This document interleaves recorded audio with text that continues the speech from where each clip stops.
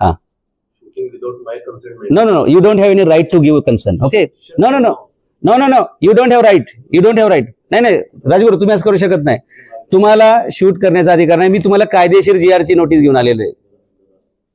हा, तुमच्या परवानगीची गरज नाही. नमस्कार मित्रांनो, मी आता महाराष्ट्राच्या मंत्रालयामध्ये आहे आणि सरकारी कार्यालयामध्ये व्हिडिओ काढायचा नाही अशा प्रकारचा काही सुमोटो आदेश काही अधिकारी देत असतात. लक्षात ठेवा, अधिकारी आपले मालक नाही, जनता आपली मालक आहे. आणि म्हणून अशा अधिकाऱ्यांसाठी हा व्हिडिओ आहे.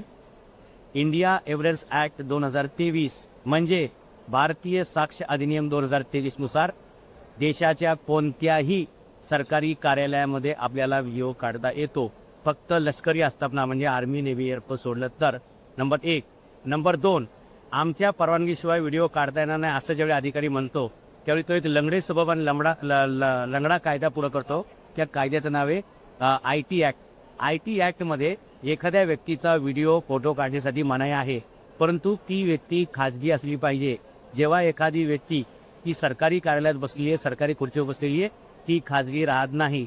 एखाद्या अधिकाऱ्याचे तुम्ही त्याच्या बाल्कनीत फोटो काढणं, त्याच्या किचनमध्ये जाऊन काढणं, बेडरूममध्ये काढणं हे गैरवाजवी आहे किंवा ते शक्य नसते.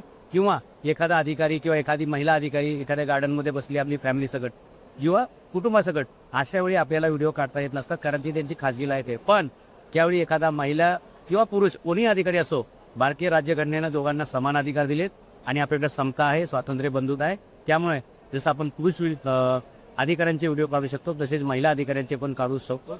फक्त एक लक्षात ठेवायचं की महिलांशी बोलताना आपण सभ्यता, नम्रता आणि भाषा सोज्वळ असली पाहिजे याची काळजी घ्या. बाकी तुम्हाला व्हिडिओ काढण्यासाठी कोणताही प्रतिबंध नाही.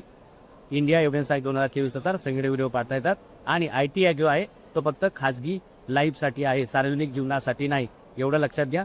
आता तुम्हाला एक व्हिडिओ दाखवतो ज्यात मी एका IAS कमिशनर अधिकाऱ्याची हजेरी घेतलेली आहे किंवा त्यांचा व्हिडिओ काढलेला आहे, हे तुमच्या डेमोसाठी.